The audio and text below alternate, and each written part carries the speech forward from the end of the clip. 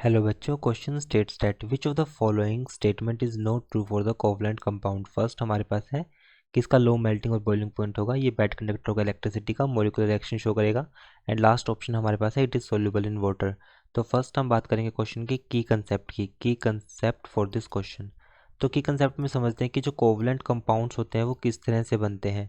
Covalent compound, सो covalent compounds हमारे पास जो बनते हैं वो हमेशा शेयरिंग ऑफ इलेक्ट्रॉन से बनते हैं। Covalent compound are formed by the sharing of electron, they are formed by the sharing of electrons, they are formed by the sharing of electrons. So covalent compound are formed by the sharing of electron, क्योंकि उसमें जो week van der वाल forces होगी हमारे पास attraction की वो present होगी, जिसकी वजह से उनका जो मेल्टिंग और बॉइलिंग पॉइंट होगा हमारे पास वो कम होगा। तो अब वन बाय वन हर एक पॉइंट को डिस्कस करते हैं। फर्स्ट इसने बोला है कि it has low melting and boiling point, बिल्कुल ट्रू स्टेटमेंट है, बट ये हमारा आंसर नहीं है, हमें बताना है कि not true.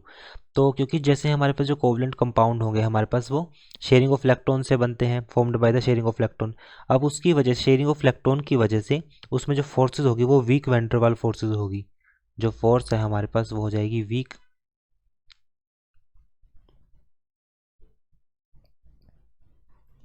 Week van der वाल फोर्सेज ऑफ अट्रैक्शन।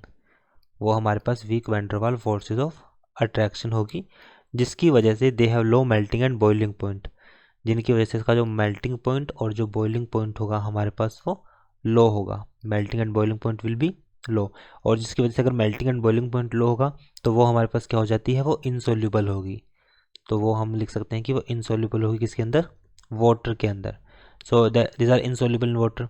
तो these are the bad conductor of electricity, yes, because they have no ionic charge, उस पर कोई आयन्स नहीं होंगे। अगर नो आयनिक चार्ज, अगर हमारे पास नो आयनिक चार्ज है, no ionic charges, so it means उसमें आयंस नहीं है, तो जिसकी वजह से और फ्री इलेक्ट्रॉन्स भी नहीं है, तो उसका मतलब क्या होता है, वो बैड कंडक्टर होते हैं इलेक्ट्रिसिटी के। तो ये भी हमारे पास क्या है, एक रिएक्शन ट्रू है। एंड फिर हमारे पास कहा गया है it show molecular reaction, true है। जो कोवलेंट कंपाउंड होते हैं जनरली मोलिकुलर रिएक्शंस को शो करते हैं, जिसमें मोलिक्यूल्स आपस में रिएक्ट करते हैं।